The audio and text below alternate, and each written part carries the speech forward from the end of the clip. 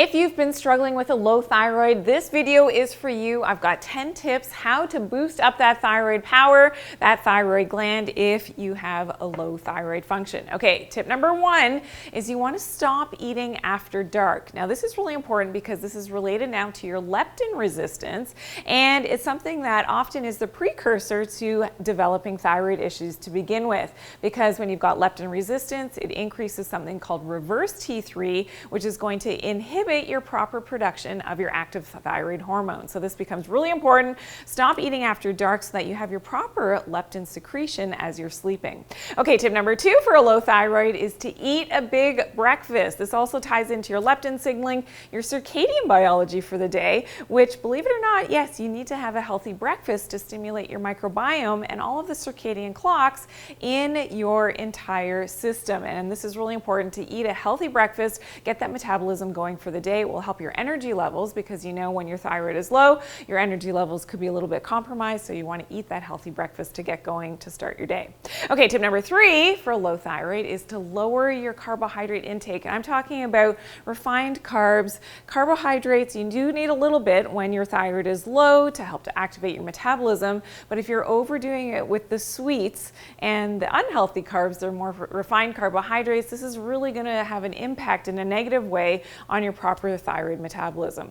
Okay, tip number 4, you've got to lower your EMF exposure and your blue light toxicity. So artificial light, screen time, Wi-Fi, and your cell phone. I mean, these EMFs are going to compromise that proper thyroid functioning. And if you think about it, your cell phone, for instance, if you take a call and you actually answer it close to what? To your brain and to your thyroid, and this is your proper regulation of that thyroid gland, will not be optimized. Okay, tip number 5 is to avoid fluoride and bromine and chlorine. And these are known as the halogens. And the halogens are going to be displacing another halogen, which is a very important one for your thyroid, your iodine. And this is important because we know that iodine is what in fact makes our active thyroid hormone. It's going to be displaced when we're exposed to some of these other halogens. So fluoride, we know in dental products and in our toothpaste, and chlorine could be in bleach, it could be in swimming pools. So making sure that we're avoiding these is going to be really important. Okay, tip number 6 is to eat more seafood and seaweed. And this is because it's loaded with what? It's loaded with iodine, of course, which is important to make our active thyroid hormone. Okay, tip number 7 is to embrace the cold and some cold exposure. So whether that's cold showers, ice dunks, swimming in cold water, this becomes really important. Even just using ice packs on your body, that's going to help with your leptin signaling and really does help with your overall metabolism, helping to build more brown fat, which is metabolically going to create more body heat to help to keep you warm, because you often feel very cold when your thyroid is not performing optimally. Okay, tip number 8 for low thyroid is to do some movement. But at the beginning, when you're first fixing your hormones and that leptin resistance, you don't want to do heavy exercise. So a walk is great, some yoga, fantastic as well, but some form of movement is important for blood flow, which is important for that blood flow through the thyroid as well.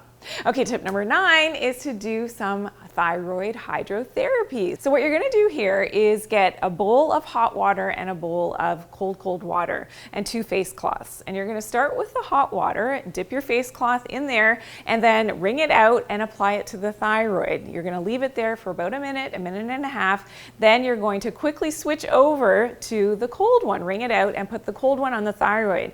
And you're going to go back and forth, always ending with the cold, and you're doing that 3 times. And what this is doing, it's setting up more blood flow and that pumping of blood through the hot and the cold to help to stimulate that actual function of your thyroid gland. It is amazing. You've got to try it. And tip number 10, something that you may have not made a correlation with, but in terms of our chakras, our energy medicine, and our voice of expression comes from the throat chakra, and this is really important in terms of thyroid function. And what I've seen in so many of my patients over the years is a correlation here between not being able to speak your truth and speaking up for yourself, and how that actually will shut down the proper functioning of your thyroid. So really voicing what is inside you in a happy and healthy way, of course, is going to be really helpful for your thyroid gland. Now, I mentioned that EMF exposure and how this can shut down the thyroid. I want you to check out my other video about EMFs, 10 tips to drastically reduce EMF exposure. I'll see you there.